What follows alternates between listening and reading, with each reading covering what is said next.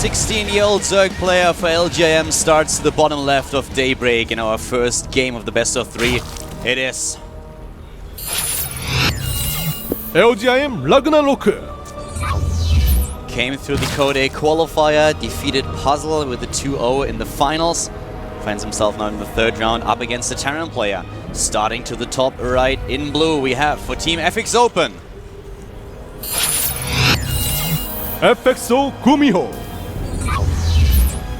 20 years old, a seasoned player, very experienced, called the Towel Terran. Towel over his hand. He has a condition where he sweats more than normal people, so that's why he has it, so he doesn't slip on his mouse or anything like that. Make sure he can have that grip tight. Nice check there just to make sure there's no weird depot proxy in his main base. Ragnarok not taking any chances here. I like it. In the best of 3, you always want to make sure that your opponent doesn't cheese you. It's a great opening. We've seen in WCS and A today, for example, Moonblade starting with a very aggressive pool on a big map against Crank, which gave him an early lead in the best of 3, and that's something that you always want to check for. So this little scout seems very insignificant now that GuMiho doesn't do anything like this, but it's very, very safe and very solid, so that's exactly what you want to do. Yeah, it's a smart investment. It does cost him a few minerals because he loses a little bit of mine time, but it's absolutely worth it. And now he's going to come here, he's going to get into the main base and see that it looks like GuMiho is going for a Reaper expand as the gas has been taken. Gas is already here and we're going straight into the barracks. I've been talking a little bit about the players that Ragnarok has been facing so far in his Code A run. Let's just get a little bit more into detail here while we have the scouts going on. We had Ragnarok with a 2-0 against Sound of all people in the first round of Code A, a very impressive performance by him. And then in the second round he faced another Terran player, he faced Bunny, who defeated last in round number 1.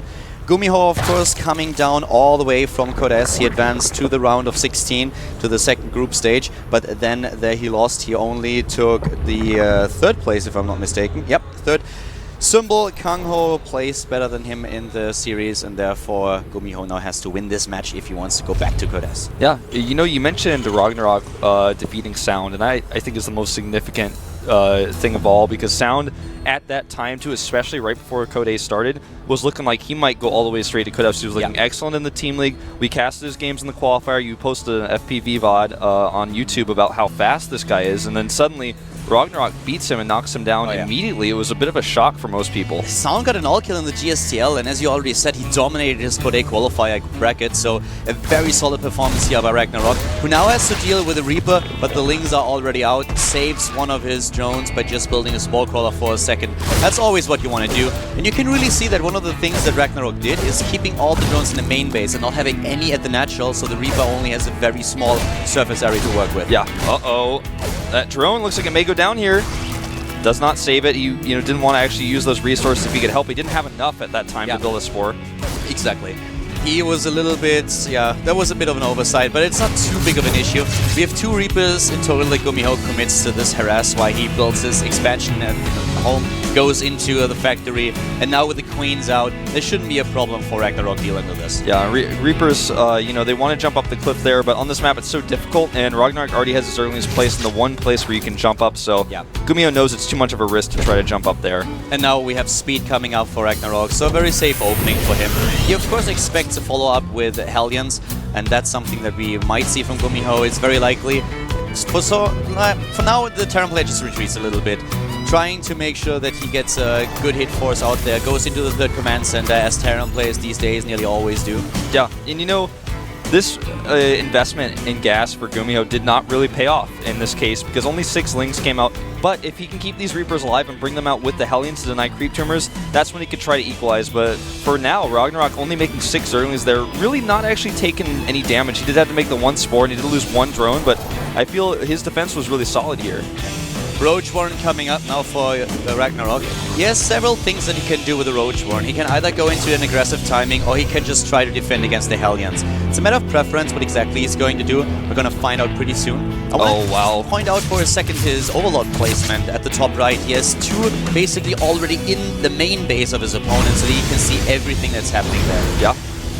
Really great spots, because the one on the left can obviously see everything in the main, but the one on the right can go into the main or the natural if need be, so it's really important. The Hellions could have tried to go into the main base there, but I respect GuMiho's decision to turn around with the Lings at the top of the ramp. You know, it actually looks like we will see Roach aggression. He gets 3 overloads. He is completely saving up his gas. He's not getting anything with the gas. We don't see a lair. We don't see, like, let's say, for example, double evolution chamber for the upgrades. So Right. 5 Roaches coming in.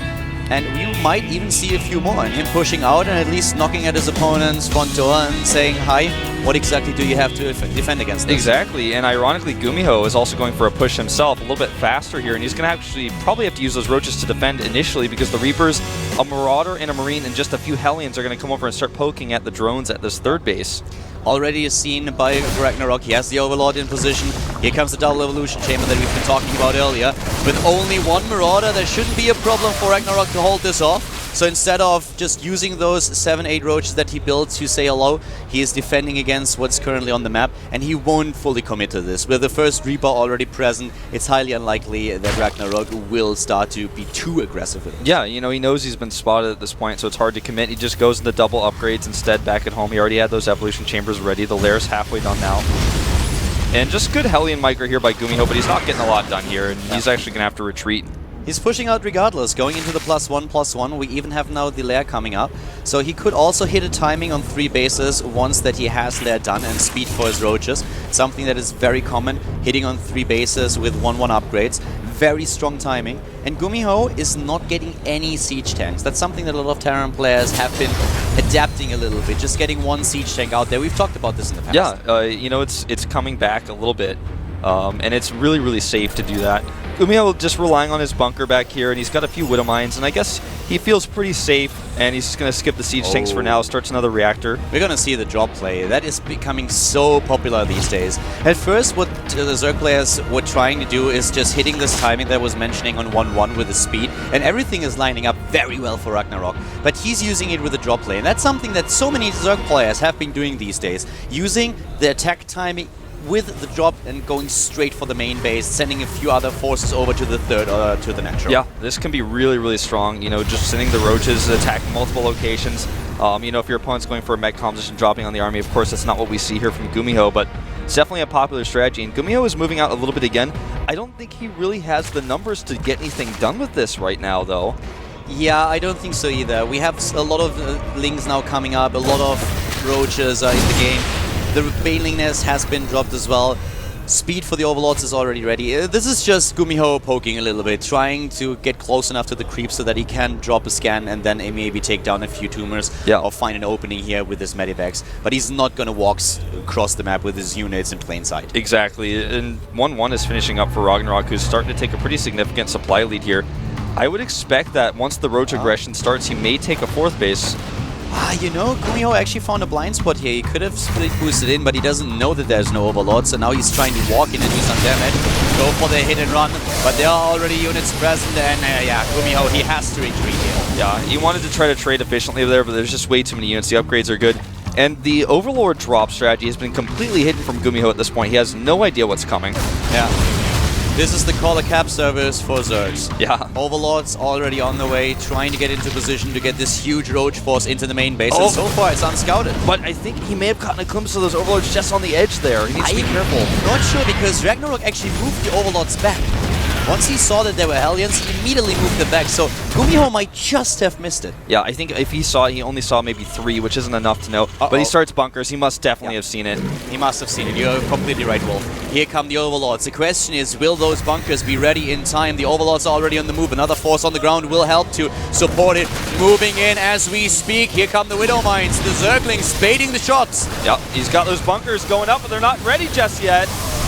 And he's going in, dropping on top of the Marines with Banelings and Roaches, taking out so many units. Suddenly Ragnarok is up 80 supply, busting through the front wall, walking into the main base, and GuMiho is in so much trouble. Yeah, he's only got that drop to rely on, but I don't think it's going to be enough. All of his production is going down. His SV is so low on hit points, and this drop just went swimmingly well for Ragnarok at this point. Ragnarok hitting his timings on 3 bases with drop, and GuMiho is struggling to defend against it. He's going for the counter aggression with the drops, but he has so many Roaches in his main base.